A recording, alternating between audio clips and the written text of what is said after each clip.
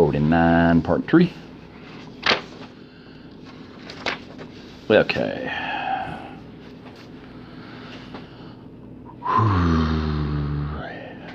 Is that what that was all about? That would be my guess, Jess answered.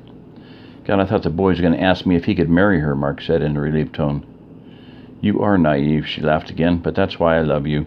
She blew him a kiss. Thanks, but I think you love me because you know how to push all my buttons, he said sarcastically. That doesn't hurt either, she winked.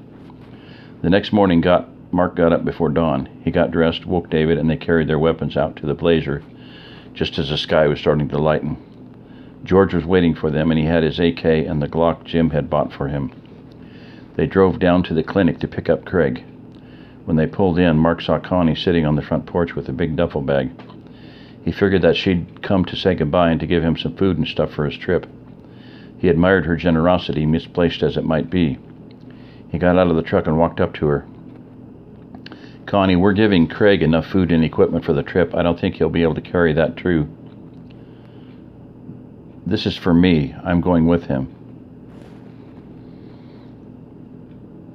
Mark stared blankly at her for a minute while the full weight of what she said fell upon him. Does Joe know? I told him last night. We fought about it, but I finally won. At least this would put any talk of Joe and Connie taking the boys to rest. Mark thought, okay then, let me help you with that bag. I can get it. You just get Craig and let's get out of here. Mark went inside and relieved the guard who was watching Craig. They walked out to the truck, Craig with the pack that Jim had given him. Connie hugged him when he came out and whispered in his ear for a moment. Craig took her by the shoulders and held her at arm's length. Are you sure? He asked. She nodded her head, and the two of them climbed into the blazer's back seat. David sat behind them in the cargo area, and George rode shotgun. Mark suggested that perhaps he should check on Joe before they left. He's sleeping, Connie said. We were fighting pretty late.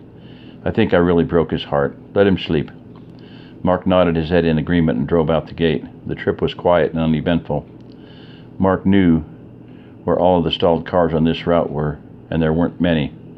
They were in Gonzales in less than 2 hours. Mark stopped to let the couple out. They took their bags. Mark remembered what had happened to Jerry Wilson when he tried to drop off the man he'd sold the gun to. Mark told Craig that he would leave the shotgun and ammo up the road about 50 yards. That would give him time to be gone before anything could happen. Better to be safe than sorry, Mark thought.